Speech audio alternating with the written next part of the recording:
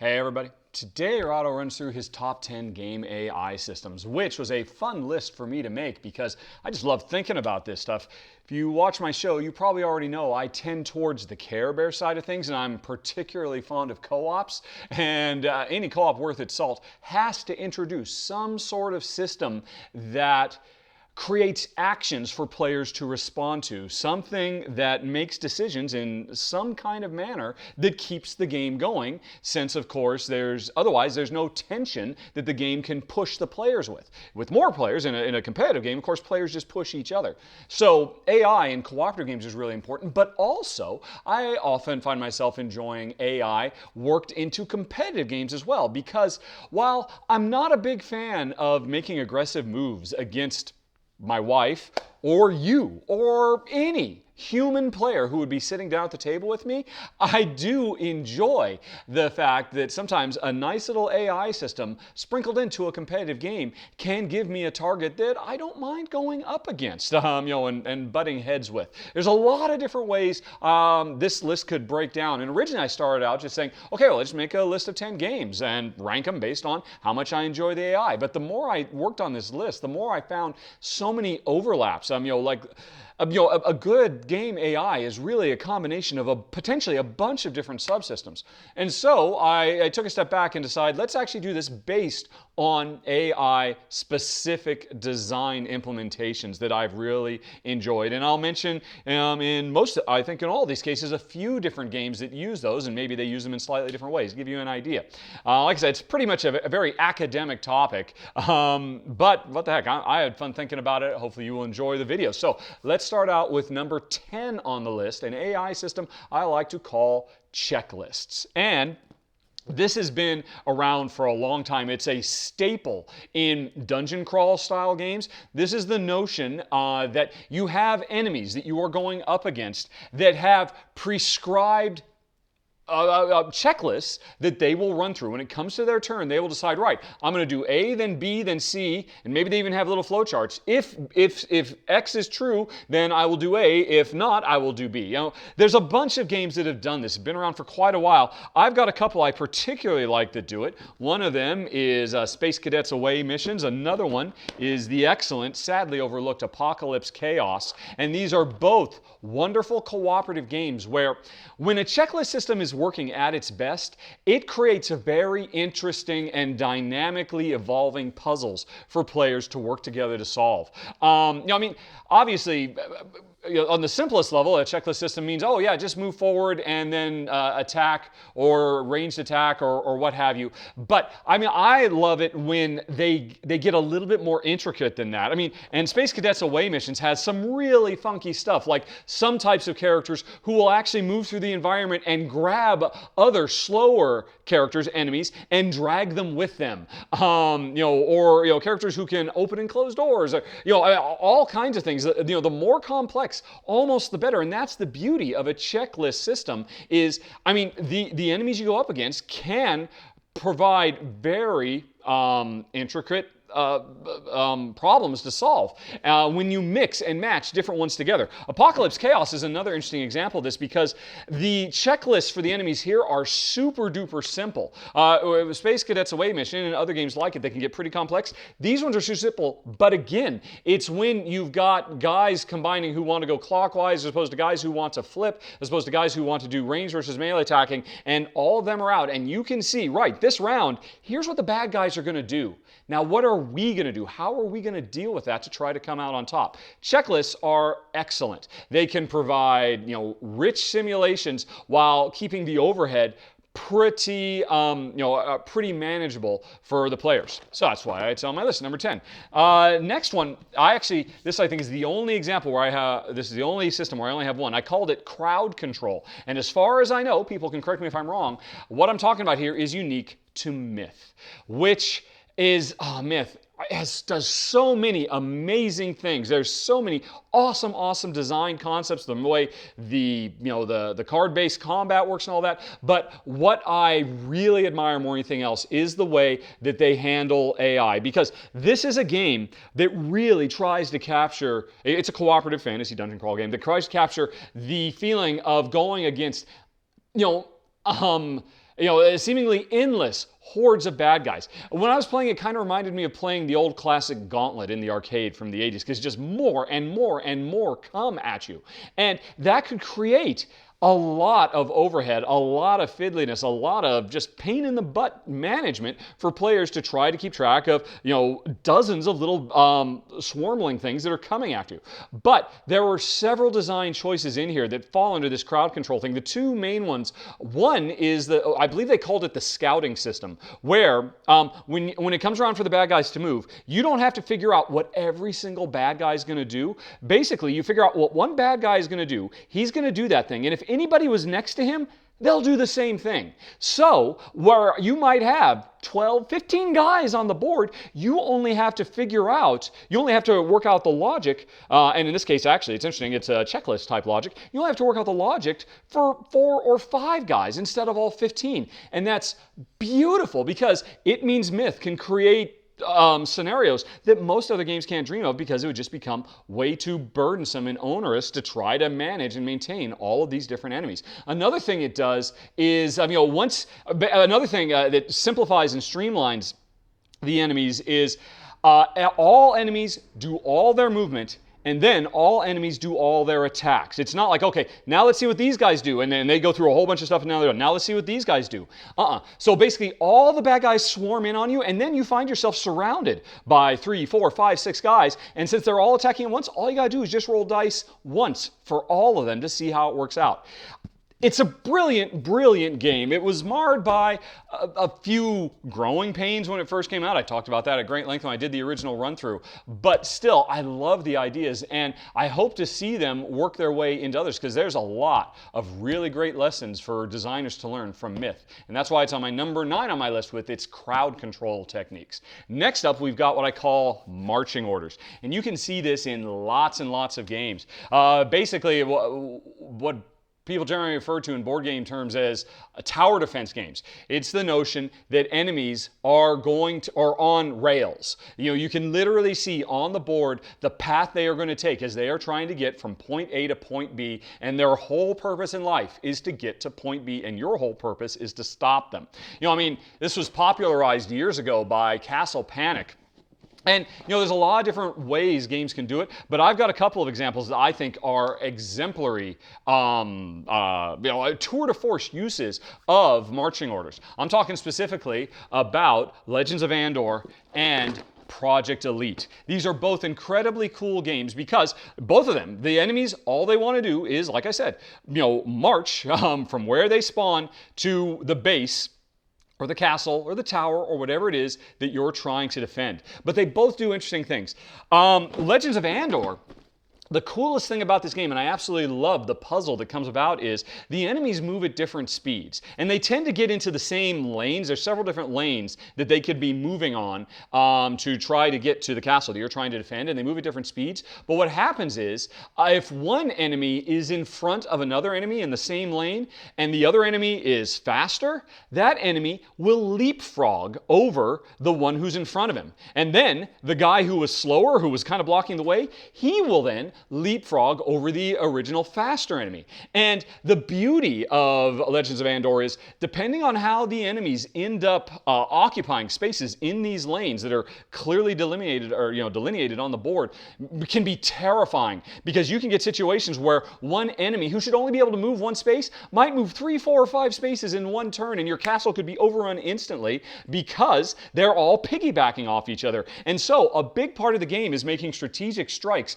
to break up the chain in these lanes so that they won't be piggybacking off each other, but instead they'll just move forward in an orderly fashion.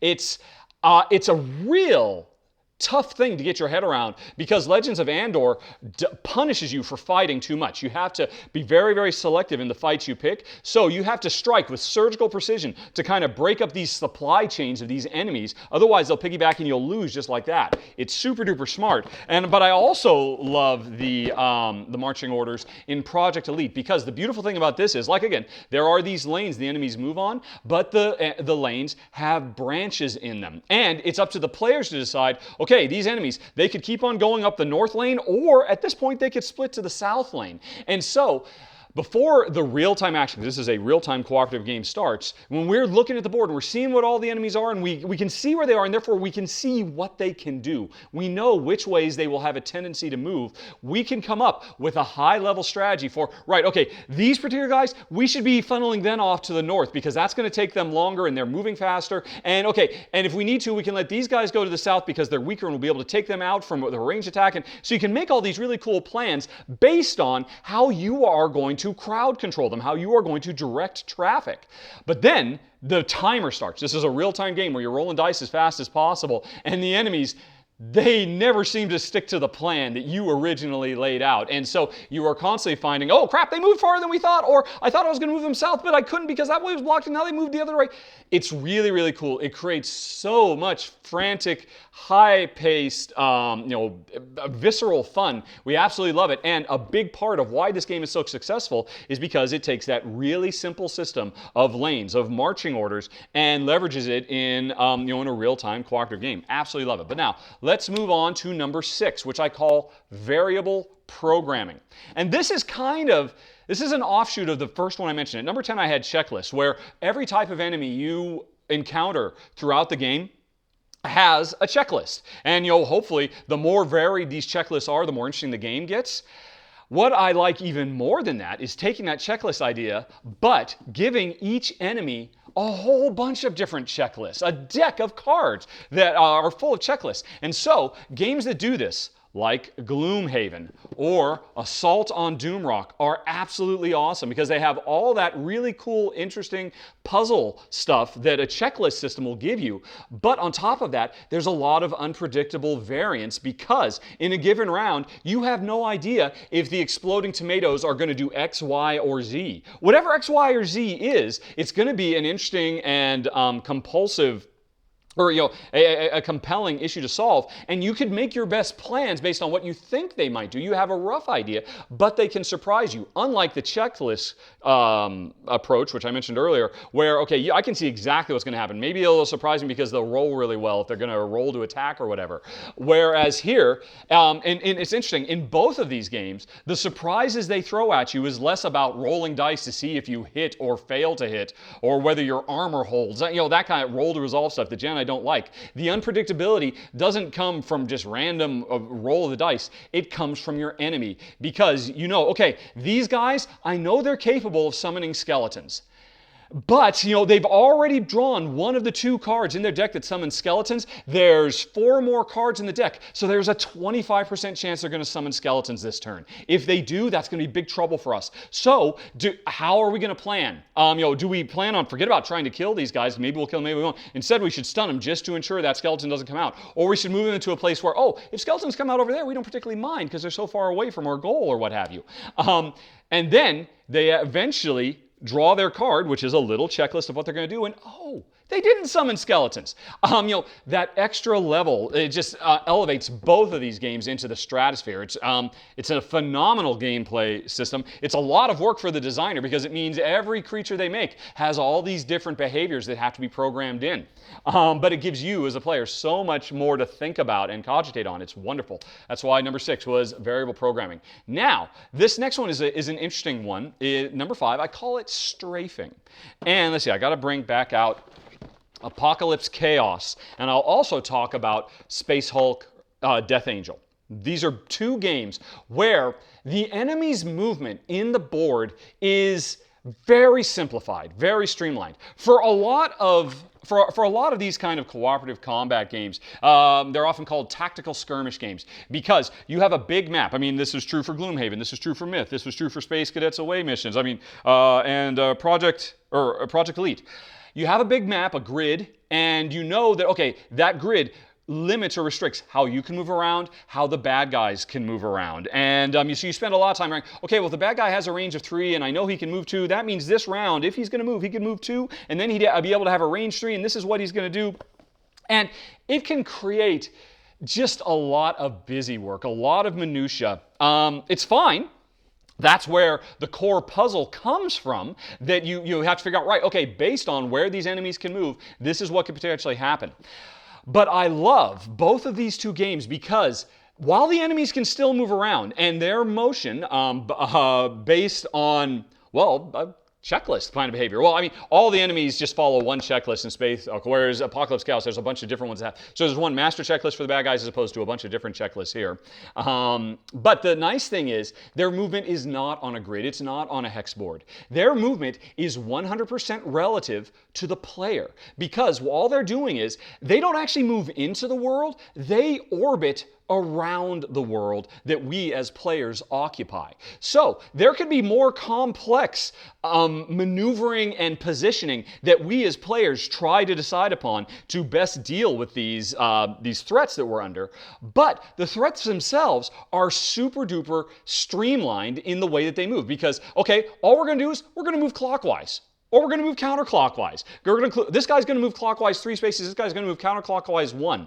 And it provides the same depth and tension and interest. And right, we know what they're going to do. How do we deal with this? But again, it just obliterates line of sight stuff that you have to deal with in a lot of these games. Or, okay, wait, now that they moved over here, can they actually shoot at me? Let me get out a straight edge so I can see if there's a line of sight between me and the wall. All that stuff goes away because the bad guy's movement, it's still there. It's not like it's been abstracted away altogether. It's still there, but it's simplified so that all their movement is related to us as players, not to the world. And that makes it more immediate and more personal and more exciting and dynamic. I love both of these games for that. And I would love to see this kind of idea pushed into more games. I would love to get away from grids and make games more about how enemies move around us instead of how they move around pillars and whatnot.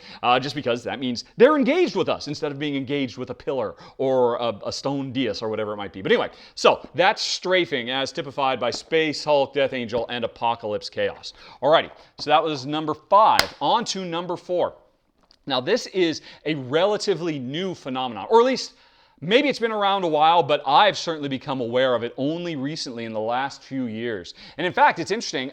It's called Automata, or as in automaton, but automata, or automata. I'm sure it's automata, as in automatons. And it's the notion, it was really predominantly designed to give players who play solo, a lot, the opportunity to play games that they wouldn't otherwise get to because they don't have other human beings. So it's a system where you are given actual artificial intelligence opponents who you could lose to, who will play smart, who will present challenges to you that that give you the same feel as if you were playing against another human being, but don't require another human being at the table. And so I'm thinking predominantly of 2 games I've seen this in. Between Two Cities and, let's see, what's the other one? I just saw it a couple of weeks ago, or a couple of months ago. It was in an expansion for, where is it? Yeah, Tesla versus Edison Powering Up, the expansion for Tesla versus Edison. Both of these games, Between Two Cities, gives you the opportunity to play against these automata who have... They're kind of like checklists. And in fact, they're really kind of what I was talking about before, what did I call it? The variable programming. But the variable programming enemies are simple, and they pretty much do their own thing. In Between Two Cities, or Tesla vs. Edison, Powering Up, and lots of other games that are starting to get more and more automata, they have checklists. They usually have variable checklists where, okay, well, every round they're going to have a list of things they want to accomplish that replicates what a real human player might try to do. But when I was talking about variable programming in games like Gloomhaven or whatnot, that's just used to give you a bunch of enemies to fight so you can win. In these games, it's giving you another opponent who does everything you can do, and you could lose based on the number of victory points you have. I think it's great. It's been championed by, what was his name? I know his first name is Morton. I mean, Morton should really be on the cover here because it's a really important thing. What is it? Yeah, here the Automata's rules, solitaire rules for Between Two Cities, from designer Morton Monrad Peterson. Like I said, I'm not sure if Morton was the first guy to actually do this, but he has really been championing this design approach. And he's been getting it worked into more and more games. And now more and more players are coming up with their own variants to get automatas worked into designs. I think it's very, very cutting edge. I think we're just starting to see baby steps of how it can evolve, and I'm super duper excited about it. And particularly, I love it not because I want to play more games solo. That's not why I'm interested in it. It's because 99% of all my board game play is with one person, and one person only, my lovely wife, Jen.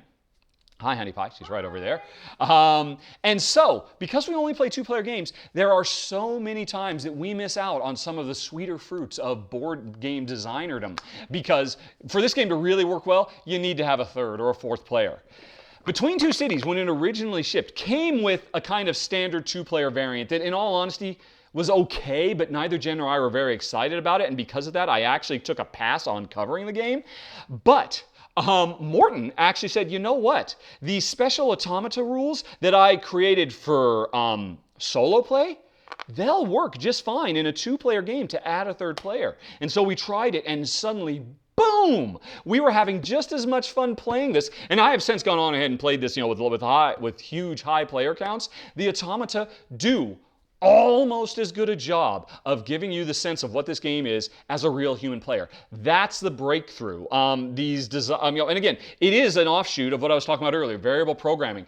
But it's not variable programming that creates some new type of external force that will push you. It's variable programming that replicates real human opponents, and it's awesome. I love it. I can't wait to see. Like I said, it's kind of a brand new thing, and I expect we'll be seeing more of it moving on. Let's see, but anyway, let's now move on to number 3, Auctioneers. I'm super duper keen on this, and I've got a couple of examples. One of them is the wonderful, delightful Homesteaders, and then the other one is an expansion for Fleet called Arctic Bounty. Now, these are both great auction games, and of course, if you know auction games, a lot of people swear, auction games don't work well with 2 at all. Why even waste my time?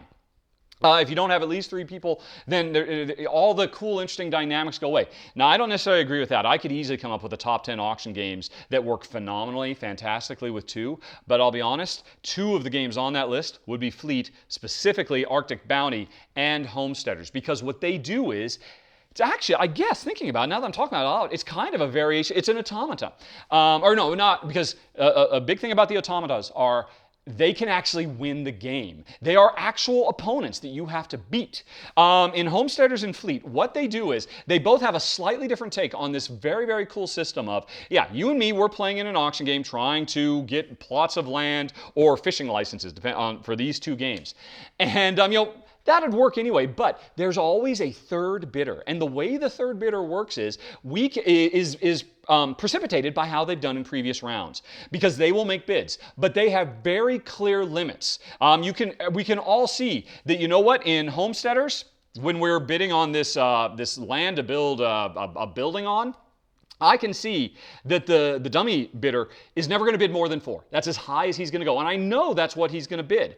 And so I now have 2 concerns, or 3 concerns. How high I can go, how high Jen, my opponent, can go, and this fixed number that I already know. It's kind of like playing with a predictable player who you know how high he's going to go. And so, there just adds this extra wrinkle that, okay, well, we know he's going to get it at 4 unless one of us goes above him. But then if I go above him, is Jen going to go above me? And instantly, with just this simple thing where the game says, okay, clearly he wants to bid 4. That's it. It becomes so much more rich and interesting. But what happens is, if the dummy bidder does get outbid in a given round, next round, he'll go up to 5. And so now he's going up to 5. If he gets outbid again, the round after that, he'll go to 6. And he'll keep raising until he eventually gets something. And then once he gets something, he will drop back down. And he won't become a threat, and it's easy to outbid him. And so on a simple, primitive level, this is replicating what real human players do. I got a lot of money. This is what I want. I can go high. Oh, I don't have much money. I can't go very high.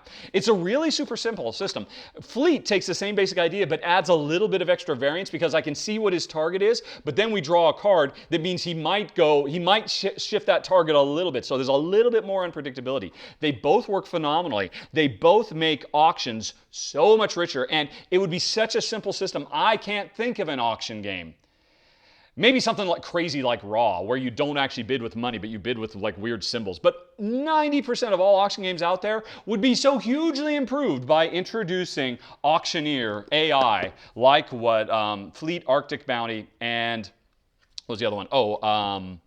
Homesteaders has. So anyway, that was my number 3. On to number 2. Right, okay.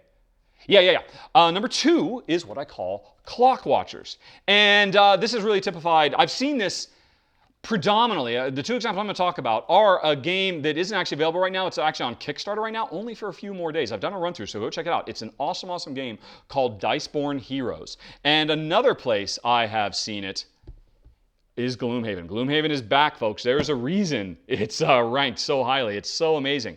These are both games where the enemy forces you are up against, for lack of a better term, they make you pay attention to time. Time is the fire in which they, and therefore we as players, burn as we are trying to figure out what is the best approach to dealing with them. Because they force me, because one of the core decisions that I make as a player in both of these games, Diceborn Heroes and Gloomhaven, because of the enemy AI's awareness and appreciation of time is, but the choice I have to make every round is, how fast do I want to go? And this plays out differently in each of these 2 games. It could be in Diceborn Heroes, if I want to go faster, that means I'm doing weaker attacks. Actually, that's kind of true for both of them. The faster I go, strictly speaking, the weaker my attack is likely to be. It's kind of a simplification. But if I go faster, I'll weaker. If I do really big, powerful moves, I will go slower. And the thing is, after I've made that choice about how fast I'm going to go, and therefore by association what I'm going to do, then all the enemies decide how fast they're going.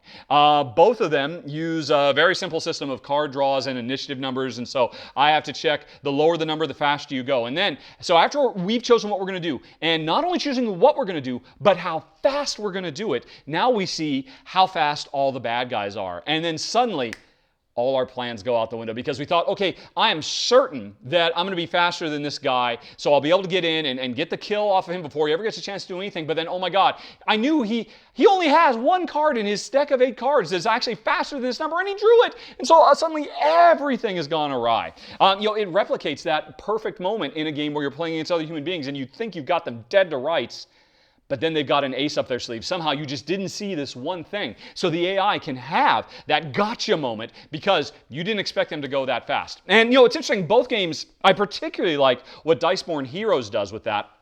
Because if I end up going faster than the enemy, not only do I get to strike first, but they can't strike me back. Because I was so fast, if I had a speed of 2 and my teammates all had speeds of 4 and the bad guys had a speed of 3, well, I get to go first because I was a 2, and then the bad guy gets to go next because he was at a 3, and the bad guy can't touch me because I was too fast. The bad guy can only hit the slower ones who went 4. But we knew that when they chose those slow, high-power moves because they knew they were going to take a beating, unless they got lucky and the bad guy decided to go even slower and therefore even more powerful. It's really, really cool. Gloomhaven does a slightly different thing where, once the bad guy, we figure out all the timing and who's going to go win. Once the bad guys finally get to go, when they're choosing who they're going to strike, often the prime criteria for who they're going to go for is, right, which player was the fastest. And so, yeah, I wanted to get in, and I get in really quick and get that kill, but now because I've gone so fast, they're all coming for me. So I love these 2 games have 2 completely different approaches to this core thing, this clock watching, and they both work phenomenally well. You can check out the run-throughs I've done for both of them. Have I done a run-through for every single game I'm talking about today? Yes, I have. So you can go find out how it works. And again, Diceborn Heroes, check it out. It's only on Kickstarter for a few more days. We absolutely loved it for a lot of reasons, and one of them was because of its Clockwatcher AI. Okay, now let's move on to number 2, which I call predictable chaos. And now this is kind of similar to what I just talked about with number 3, because basically well, and actually, just thinking about it, now that I think about it, it's kind of similar to variable programming too. This is something that appears in a lot of games, including Gloomhaven and Diceborn Heroes, but also Aeon's End and Tiny Epic Defenders. Oh, I love this game so much. And even my most beloved Pandemic. It's the notion that every round, the AI in this system kind of replicates a dungeon master, a human player whose job it is to create interesting challenges for the heroes to overcome. And of course, when you're playing with a real dungeon master in a pen and paper RPG, the dungeon master can be really clever and smart and come up with interesting challenges that are just the right difficulty level for the players to overcome and be very exciting and unpredictable, and because it's a human running the show. all these games I just mentioned replicate that dungeon master role through in-game AI, where they have to make high-level decisions that determine the overall flow of the game. And every single one of these games that I've mentioned all do it through a deck of cards that every round gets drawn from, and that determines how things are going to play out. Now, they all do it in very different ways. I was just talking about Gloomhaven, how it has to do with the variable programming and that comes up. The Diceborn Heroes has to do with those speed cards that they draw to determine how fast they're going to go. But different ways to do it. Tiny Epic Defenders and Aeon's End, they both use this, what was I calling it? Oh, predictable chaos. Both of these games have a deck of cards. Every round, a card is going to get drawn, and in both of these cases, that card tells you whose turn it is. In the Diceborn Heroes and Gloomhaven, that card tells you how fast is the bad guy going to go, and then you check to see what the bad guy actually does. Because that was a checklist and a variable programming one. In both of these, the card you draw determines whether it's my turn or the bad guy's turn. And it's a simple little thing, this simple deck of cards. But what's interesting about all of these simple decks of cards that you draw from that sets the stage for what's going to happen in a given round is, I call it predictable chaos because it's chaos. It's cards drawn randomly from a deck that determines player order or determines character speed. In the case of Pandemic, it determines where viruses are going to spread all over the world. It's a chaotic draw from a card. Who knows what's going to be hit? In every single one of these cases, though, the thing that makes it interesting, the AI element, this random chaos, is predictable because you have imperfect knowledge about the content of that deck of cards. You know, in the case of Gloomhaven, when you're drawing for bad guys, that, like I was talking about earlier, that, there's 2 of his 8 cards, he summons a skeleton. And he hasn't done either of those yet. He's only got 5 cards left. I predict there's a good shot we're going to see some skeletons coming out this round if we don't do something about that. So, while it's chaos, it's a random card draw, but you can make informed decisions about what it might be. In Pandemic Legacy, it's so beautiful and so elegant. I've talked about this at length so many times, but it's the notion that, a whole bunch of cities have been hit with viruses, and then there's an event that takes all those city cards that were drawn completely randomly, had no idea where they were going to get hit, but takes all those cards, shuffles them up, and puts them back on top of the draw deck. And so now, I know the next 5 cities that are going to be hit are these specific 5 cities that we just shuffled up and put back. We don't know what order they're going to be hit in, so we have imperfect knowledge. It's chaos, but it's predictable chaos. And so we can start making plans about, one of those was Los Angeles, and Los Angeles is going to blow, but nobody's close to it. Can anybody get there before we have to draw cards? Because if we draw Los Angeles, we're hosed. And if not, I could do it, but we're sacrificing everything. Okay, do we make the informed decision to hope for the best and hope that it's something else that gets drawn besides Los Angeles? Because we know it's in there, but maybe it was at the bottom, maybe it was at the top. Then the same thing happens with Epic Defenders and Aeon's End. I've got this deck of cards.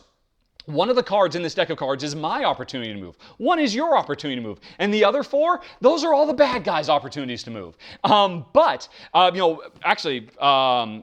Aeon's End is interesting. It's a nice, simple, repeatable thing. There's me, the bad guy, and it's actually, it kind of borrows from the other ones, but I particularly like this game because as the game goes on, this deck you're drawing from, it's kind of a deck builder where the dungeon master, i.e. the game system, is building a deck of despair and destruction because that deck that says, this is when these guys get to attack and this is when these guys get to attack. And now finally you get to react. It's the predictable chaos. I know I'm in there somewhere. There's only 4 cards left. I haven't gone yet. I know I'm one of those 4 cards. But the interesting thing about it is over the course of the game, as more new enemies get introduced to the simulation, that deck gets thicker. Your opportunities to strike back get weaker. But once those particular new cards come out, once you know they're done, you can stop defending from that particular spot. Predictable chaos is absolutely phenomenal. It was almost my number 1 because it's exactly what Jen and I like. It's it's something that just shows up over and over and over again in the best cooperative games, they do this. There's a lot of cooperative games. In fact, I would say most cooperative games don't do this. Most cooperative games, pretty much, they all have a deck of cards, and you shuffle it up before you start playing, and then you just start drawing from them. But the thing is, they're 100% chaos because it's a deck of 50 cards. I have a 1 in 50 chance of guessing what might come next. But it's all of these games that have you continually recycle those decks and go through them over and over and over again. So you kind of learn the deck, and it, and in some cases it grows. In fact, actually, there's a very popular game out there called Kingdom Death Monster, which I suspect has the best implementation in the industry, in the world, of predictable chaos. This notion of a deck that grows and shrinks, and you can kind of predict what's in it. And because the beautiful thing is, for every time you fight a monster in Kingdom Death Monster, you kind of make a new deck that's special just for them. It has some things that are kind of normal for their, if it's a ghoul or whatever, okay, let's put all the ghoul stuff in, but then let's put in some other stuff. And so when I start fighting this ghoul, okay, I know some of the stuff he does, but I don't know everything he's going to do. But the longer the fight goes on, the more I learn about him, because I see those cards, and I know he's going to keep on going through his deck over and over again. And the beautiful thing about that game is, as I do more damage to him, he loses cards from that deck, so he becomes weaker. And when I see that really nasty card that I was always scared every time it comes up, hey, we beat him and it's out now. I mean, like I said, Kingdom Death Monster, I think there's a reason it's so monstrously, hugely popular. I love the idea of that. I'd love to try it someday, except I suspect it's got way too much dice play. I hope to see those ideas work their way into a more Euro-y style game sometime in the future. But anyway, my number 2 was Predictable Chaos. What beat it? What is my number 1? I'm calling this Unwitting Partners. And this is basically, now this is interesting, this is more about, almost everything I've been talking about today is in cooperative games, where the system has to create some kind of obstacle for players to work together to overcome. And that obstacle has to constantly stay fresh, constantly surprise you, constantly give you tough challenges to overcome, but not unfair challenges. Now I'm going to talk about unwitting partners, which predominantly show up in competitive games. They go by another name, which a lot of people hate, dummy players. It is the notion of 7 Wonders, where you've got the free city. I'm building up my nation, you are building up your nation, and there is a dummy player, the free city, building up their nation. Or Fresco, where we're all competing to be the best at painting what is effectively the Sistine Chapel. But there's another guy, again, mostly you see these in 2-player games, so I'm really familiar with them. In a 2-player game, there's another guy called Leo, who is also competing to be the best at painting the Sistine Chapel. City Council is particularly awesome. I don't remember if he has a name. I called him Councilman Jam. We're all members of a city council, and we have to actually, it's a semi-cooperative game, we all have to make sure the city thrives, but we're all competing to best handle the needs of our special interests. And in a 2-player game, there is another councilman who, the interesting thing about all these games are, a good dummy player will emulate. He's almost kind of like an automata I talked about earlier, but as a general rule, they're not playing to win. They are, they're not an actual character for you to beat. A smartly implemented one is kind of like an autonomous system that is just there for us as the real human players to be able to manipulate to get ahead. I think City Council has the best and most easy to explain, because it's a game where we're all members of the city council, and I really need to see this this new police station get built, because I'm in the pocket of big police. The police union really wants me to do it, so I'll get victory points if it gets built. And meanwhile, you want a 7-Eleven to get built because the mafia needs that as a front for or whatever it might be. And the thing is, there's a third guy. He also chooses stuff, but he doesn't care. He doesn't have a deck of cards. He's not actually making informed decisions. He just has a very simple set of rules. Kind of a checklist almost, where Councilman Jam always wants to build the biggest thing available. All he cares about is just building the biggest, most glossy thing. And so we as players, when we're actually trying to put forth our particular proposals that everybody, both of us and Jam, are going to vote on, we know which way he's going to vote. Actually, this is interesting. Thinking about this is kind of like the Auctioneers, which was, again, a competitive thing where there's a guy, we know how the Auctioneer is going to bid. But in City Council, we know how Jam is going to vote. In Fresco, I might want to paint over on the southeast corner, but I can't get there. But I know if Leo goes first, he's going to move halfway there to paint the thing, because I can see what he wants to paint. And then, knowing what he's going to do, if I go after him, I could piggyback off of what he's doing and then move farther myself. And in some cases, sometimes dummy players are completely autonomous, like City Council. Other times, like Fresco or 7 Wonders, they're semi-autonomous. They have a set of rules of what they're going to do, but you can make some simple decisions on their behalf that kind of pushes them in a certain way. Like 7 Wonders is a great example as well, because the third city, the dummy player, I or you, we change orders. When it's my turn, every other turn, I get to pick not only the card I'm going to play, but the card the Free City is going to play. And then then it comes around to you. You get to pick a card for yourself and him. When we're picking the card for him, we know whatever card he gets, we know what his logic is for how he's going to leverage it. And if we give him a card that needs lumber to build, we know he always wants to build if he can. He's got very simple AI. He doesn't care about victory points. He's not going to win or lose. He's just always going to build if he can. And so I happen to be his neighbor. I've got a lot of lumber and he doesn't have any. So it behooves me when I get to play a card on his behalf to play a card where he will build something that needs a lot of lumber. Because then he will automatically come to me for my lumber and that will benefit me. And a simple little thing like that. I mean, it's no more complex than that. I mean, I heard some people say, wow, it makes the game far too top heavy and complex, but it's not. It's just I'm making a simple choice on his behalf that is designed to ensure that he will work with me. And then Jen will do the same thing on her turn. It gives us more to think about than we have in a regular game of Seven Wonders, where, I could do my best to try to convince the human player next to me, but, and there could be psychological mind games and whatnot, but that only goes so far. I really have to focus more on my own game. In this game, I have indirect control over what my neighbor is going to do, and that gives me the opportunity to put myself forward. And it's great. He becomes an unwitting partner. And the same thing for Leo. Leo's just doing his own thing, but he's an unwitting partner because he has allowed me to do better. And the same thing for good old Councilman Jam here. He just always wants to make the biggest thing possible. Both Jen and I knew that when we were proposing what we wanted to build. They have their own thing, but if we play them the same way we would play a human player, it can put us ahead, and it works great. A well-done dummy player. And there's one more thing. Originally, this was like number 3, I think. And Predictable Chaos was my number 1. But then I remembered a recent game I played that introduces the predictable partner that just absolutely floored me. I got to come back to it one more time, folks.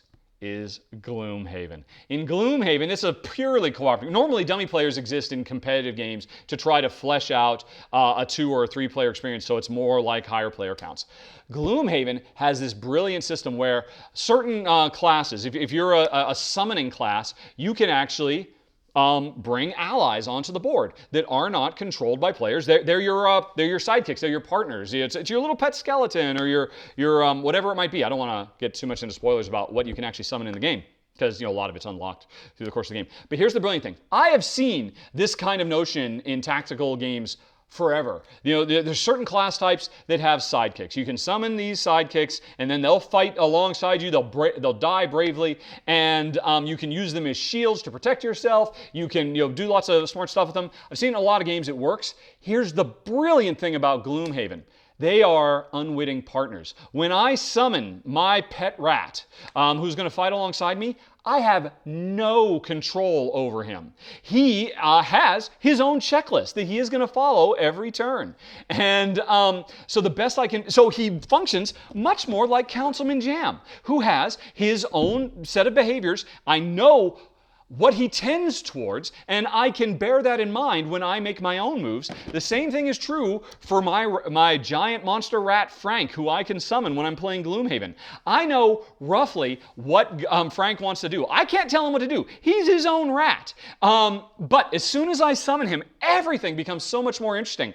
Jen and I, we're playing this as a 2-player game, and we have tried to focus as much as possible on being able to summon lots of extra guys, because we just get all these extra guys who are on our side. They'll never attack us, but we can't tell them what to do. And oftentimes, that can create some very fun and surprising outcomes. There are times where we're like, oh my God, Frank's going to go over and kill that skeleton. No, Frank, don't do it. We need him still alive. It's like, It's so awesome. I mean, there's a million things I love about Gloomhaven, but AI partners who you cannot control, who have their own agenda, is so brilliant. I don't know why this hasn't been around forever. It's one of the things that puts Gloomhaven over the top for me, and it's what puts unwitting partners, because Frank doesn't know he's my partner. Frank just knows he wants to kill all the bad guys, and he's just going to do it his way after I summon him, and I've got to find out a way. Frank, calm down, stay back here, you're going to get yourself killed. Oh, he's I love it. I love it. I love it. That's why it's actually Gloomhaven that pushed Unwitting Partners to my #1 spot. And that's it, folks. There was 10 AI systems that I absolutely adore. It's just scratch. There's so many more things I could have talked about, but hopefully this was fun to watch. If you have any questions, comments, concerns, as always, please let me know. Otherwise, I hope you have a very, very nice day. Talk to you later. So long. Bye-bye.